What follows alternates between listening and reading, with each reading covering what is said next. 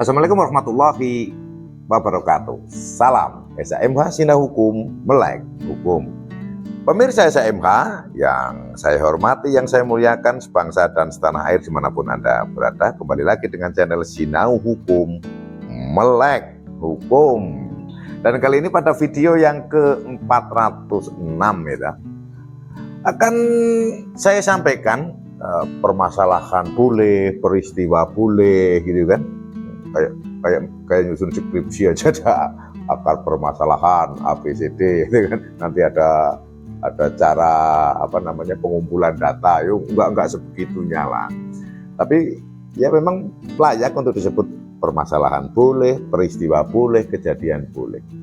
Yang rame dan viral ini kan diberitakan baik di media massa online, di media massa mainstream, di media sosial, yaitu adanya peristiwa pengerusakan kantor DPRD di Maluku Tengah yang dilakukan oleh 2 orang anggota DPRD-nya. Ini sesuai berita, kan, sesuai berita. Kemudian saya nonton beritanya, banyak itulah di media-media online itu kan, di internet itu kan. Kok sampai seperti ini? Nah, kebetulan kan saya mengelola channel SAMK yang terkait dengan hukum. Tujuan saya yaitu sini sudah sering saya sampaikan, visinya adalah turut serta, itu gayanya ini kan, gayanya ini turut serta itu kan, ya bersama-sama lah turut serta mencerdaskan kehidupan bangsa, khususnya adalah terkait masalah hukum pidana.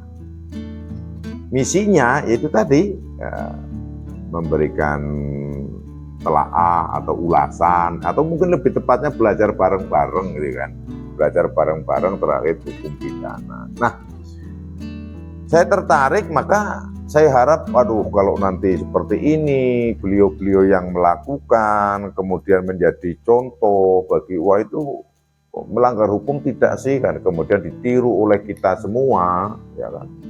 Akhirnya kan bisa menjadi presiden yang tidak bagus bagi pembangunan hukum negara kesatuan Republik Indonesia, gitu kan. Kalau sampai ditiru kan, karena negara kita kan negara yang berdasarkan hukum itu kan, walaupun penyebabnya mungkin emosi, kemudian ada alasan-alasan juga bahwa di dalam berita ini kan, beliau melakukan itu adalah sebuah upaya atau mungkin karena kecewa dan membela hak-hak masyarakat. Tapi menurut saya, kalau dibandingkan, kalau ditinjau, ya kayaknya kurang tepat. Bukan kurang tepat, ya tidak tepat juga kalau melakukan pembelaan untuk hal yang baik tapi melakukan hal yang perusakan, gitu kan.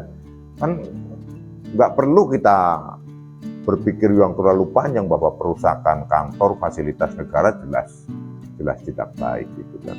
Nah, apakah itu perbuatan tersebut adalah merupakan tindak pidana? Andaikan itu merupakan tindak pidana apa dan diatur di mana? Nah, itulah yang ingin saya sampaikan.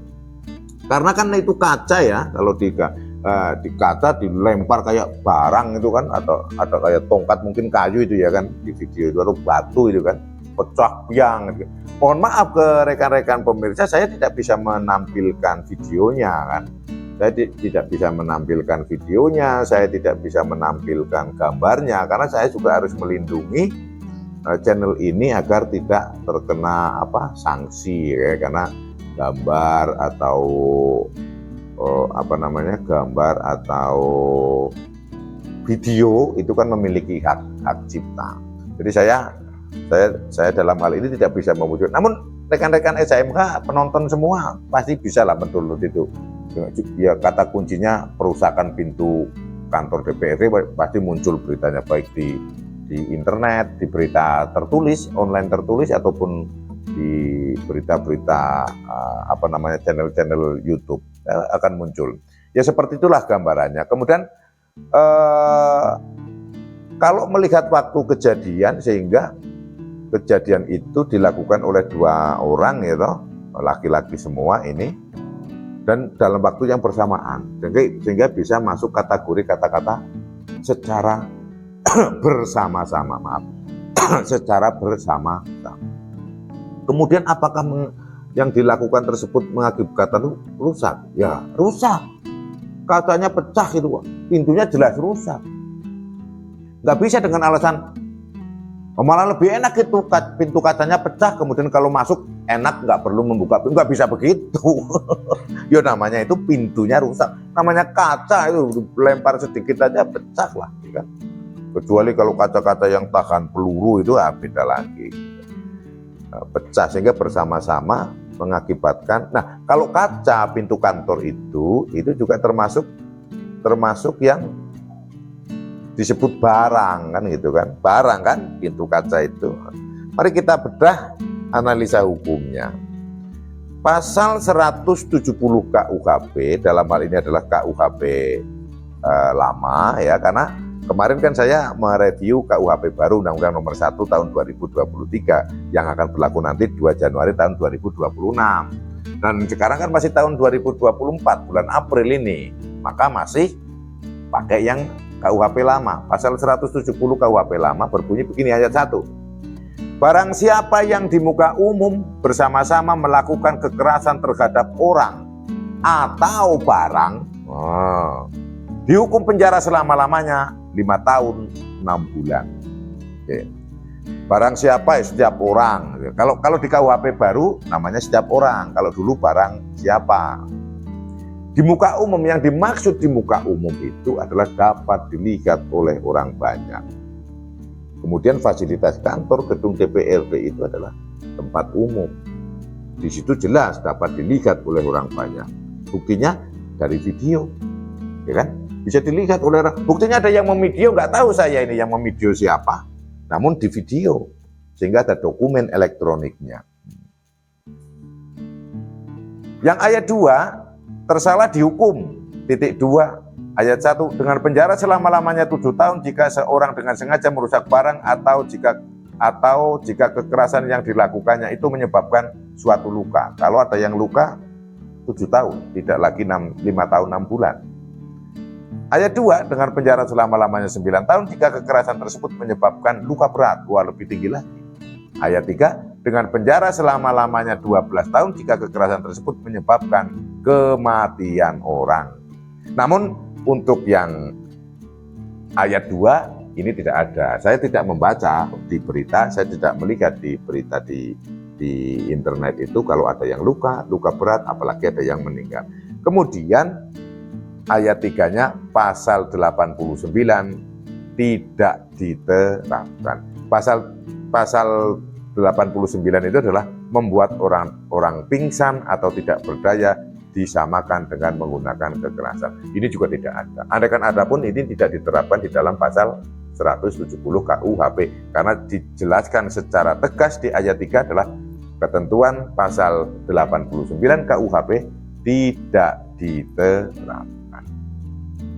Kita bahas lagi, barang siapa di muka umum bersama, jelas sudah saya sampaikan, jelas bersama-sama video kan, melakukan kekerasan terhadap orang atau barang, ya kekerasan itu namanya, menghancurkan itu, kaca pintu kantornya itu. Barang jelas itu, pintu kantor itu masuk dalam kategori barang. Nah ini ancaman hukumannya adalah, ini ancamannya lah ya, 5 tahun 6 bulan. Cukup tinggi ancaman hukumannya. Kemudian dari video-video berita-berita yang beredar, saya akan ada membaca itu kan. Kita lihat ditahan apa tidak, dilahan apa tidak, itu kan. Ada yang ngomong begitu. Jadi begini, kalau untuk terkait masalah penahanan itu harus penyidik ini yang melakukan penanganan itu harus terpenuhi dua syarat, syarat formil dan syarat material. Kemudian kalau syarat formilnya ya kalau ada kekhawatiran yang dimiliki oleh si penyidik bahwa pelaku itu akan melarikan diri atau menghilangkan barang bukti atau melakukan pengulangan tindak pidana. Secara singkat ya kalau pelaku itu tidak kooperatif gitu. Saya akan menyebutnya pelaku sebab tatarannya beda. Pelaku dengan tersangka itu beda lah ya. Kalau tersangka itu kan sudah melalui proses, maka nanti dinyatakan dan dia adalah pelakunya, maka itu namanya tersangka. Saya tidak akan mengkomentari jauh-jauh terkait penyidikan, saya tidak akan mempengaruhi itu. Pendapat saya tidak boleh mempengaruhi, karena pendapat saya ini adalah untuk memadukan kejadian dengan aturan hukum yang ada, bukan untuk mempengaruhi aparat penegak hukum supaya kita itu tahu kalau seperti itu melanggar apa atau tidak toh, kalau melanggarnya itu apa toh, kalau penahanan itu bagaimana, hanya itu saja. Edukasi bersifatnya. Jadi kita punya hukum acara pidana, kitab undang-undang hukum acara pidana, yaitu tentang penahanan diatur di dalam pasal 21 ayat 1 bunyinya begini. Perintah penahanan atau penahanan lanjutan dilakukan terhadap seorang tersangka atau terdakwa yang diduga keras melakukan tindak pidana berdasarkan bukti yang cukup, yang hal adanya keadaan dan menimbulkan kekhawatiran bahwa tersangka atau terdakwa akan melarikan diri, merusak atau menghilangkan barang bukti, dan atau mengulangi tindak pidana. Nah, ayat 1 ini disebut dengan syarat subjektif atau syarat formil. Syarat formil itu ya kalau memang ada kekhawatiran atau persyaratan subjektif. Jadi kalau memang nanti tidak ada kekhawatiran, sah-sah saja tidak dilakukan penahanan, kenapa tidak? Jadi penahanan itu bukan sesuatu yang wajib gitu ya. Juga bukan sesuatu yang wah kalau tidak ditahan itu tidak ditangani, ya nggak begitu gitu loh. Cuman kalau memang ada kekhawatiran, menghambat, melarikan diri, bla bla bla, istilahnya kalau secara singkat tidak kooperatif, ya dilakukan penahanan agar proses ini tidak terhambat, pemeriksaannya tidak terhambat, nanti proses tahap 2-nya ke penuntut umum tidak terhambat, proses persidangannya juga tidak terhambat kan gitu. Tapi itu bukan sebuah kewajiban, walaupun diamanatkan di Kitab Undang-Undang Hukum Acara Pidana. Kemudian ayat 2-nya, kalau memang dilakukan penahanan atau penahanan lanjutan dilakukan oleh penyidik atau penuntut umum terhadap tersangka atau terdakwa dengan memberikan surat perintah penahanan atau penetapan hakim yang mencantumkan identitas tersangka atau terdakwa dan menyebutkan alasan penahanan serta uraian singkat perkara kejahatan yang dipersangkakan atau didakwakan serta tempat dia ditahan. Saya pikir sudah jelas ini kan, tidak perlu penjelasan lagi. Ayat 3, tembusan surat perintah penahanan atau penahanan lanjutan atau penetapan hakim sebagaimana dimaksud dalam ayat 2 harus diberikan kepada keluarganya. Jadi keluarganya ditembusi. Oh, ini keluarga ada si A ditahan di sini. Kan harus ada tembusan. Biar paham. Nanti kalau tidak ditembusi nanti laporan keluarganya penculikan. Sehingga supaya tahu. Paling tidak juga tahu kalau untuk mau besuk, kemudian kalau ada kepentingan yang lain, keluarga itu sehingga mudah. Sehingga intinya keluarga tahu, oh ini si A tidak pulang sekian hari karena memang dilakukan penahanan, bukan karena apa-apa kan. 4. Penahanan tersebut hanya dapat dikenakan terhadap tersangka atau terdakwa yang melakukan tindak pidana atau percobaan maupun pemberian bantuan untuk tindak pidana tersebut dalam hal tindak pidana itu diancam dengan pidana penjara 5 tahun atau lebih. Nah, gitu.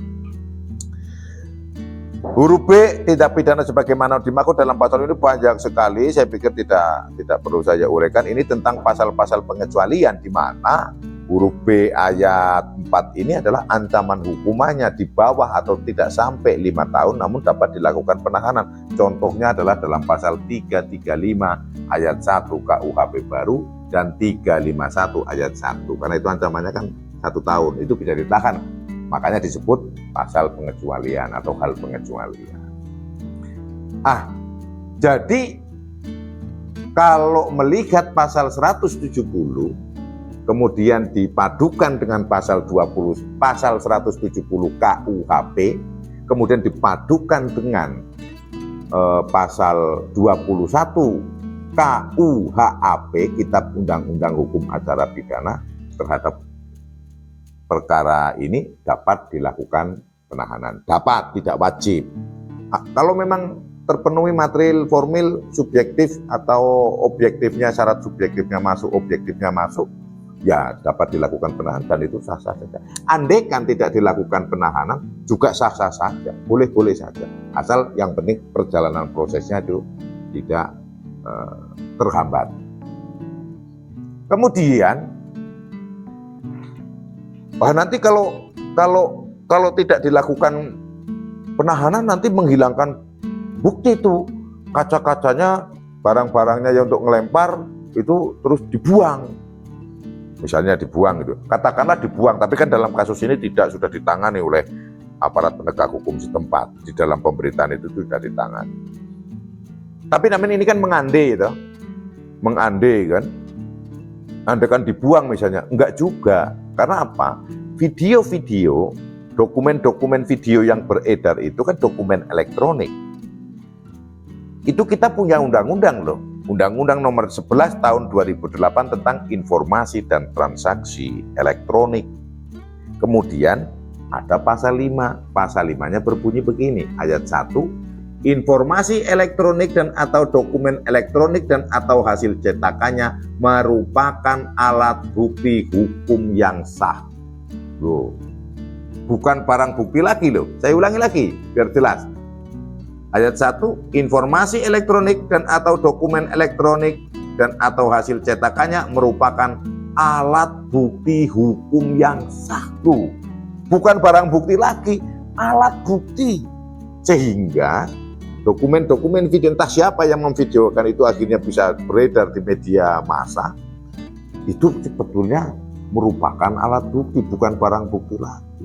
Sehingga kalau berbicara tentang pembuktian kasus-kasus yang seperti ini, kalau kita mengacu kepada pasal 183 Kitab Undang-Undang Hukum Acara Pidana, bahwa hakim dalam menjatuhkan pidana terhadap seorang terdakwa harus berdasarkan minimal dengan adanya 2 alat bukti yang sah. Hakim memperoleh keyakinan telah terjadi tindak pidana dan yang si terdakwalah yang melakukan perbuatan tersebut dengan salah, maka dijatuhi hukuman. Sudah cukup kuat, jadi kurang saksi aja udah selesai. Bisa jadi dihilangkan loh ya, misalnya dihilangkan, dibersihkan gitu kan.